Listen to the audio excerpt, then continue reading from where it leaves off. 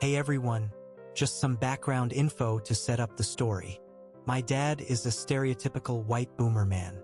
He believes that as the man of the house, everything belongs to him. He likes to remind my mom that she would be nothing without him and is dependent on his generosity.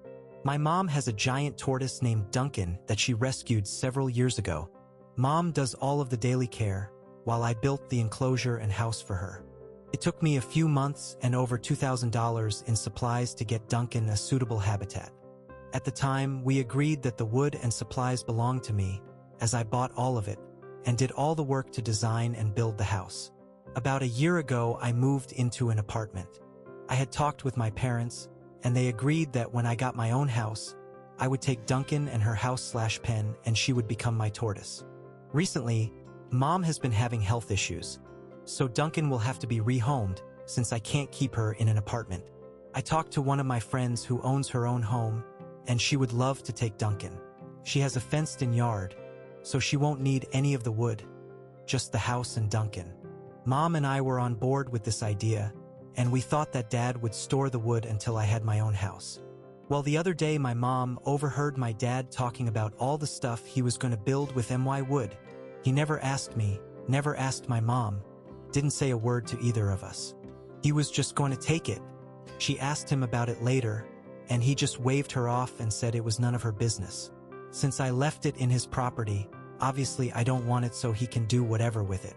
She mentioned how much I paid for it, and he said that she could write me a check. Not him and his money, but Mom and her meager savings.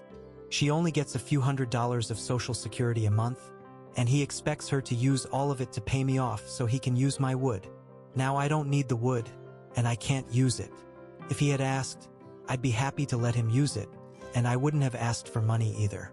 But because of how rude and entitled he is being, I reached out to my friend and told her that I'll give her the wood too, and she can use it for whatever she wants. She accepted, but said that she probably won't use it. Well, my dad caught wind that I'm planning on moving my stuff without his permission, and he is pissed. It's not his stuff, it's not his tortoise. He has no involvement in this entire situation. But he wants to dictate the whole thing, and he is very upset that Mom and I made plans without consulting him. Moving that much wood would require renting a truck and getting several people's help. My friend doesn't need the wood, and I don't either. So I'm going to be spending more money and more time just to make sure my dad doesn't get his way for once. Is that too petty? Should I just let him have the wood? Commenter. Info. Where did the money to purchase the $2,000 of wood and supplies come from? And how old are you? Not asking to be disrespectful, I truly think it matters to my answer. OP. I'm 23, and I worked all throughout high school and started working full-time after I graduated. It was all my money that I earned. Commenter. NTA. But it'll take more than $2,000 worth of wood to rebuild whatever bridge you and your dad seem to enjoy torching. Sometimes they need to be burned, though. OP. I don't think there ever was a bridge. I used to think we were super close. Then I realized that I was just blindly obedient.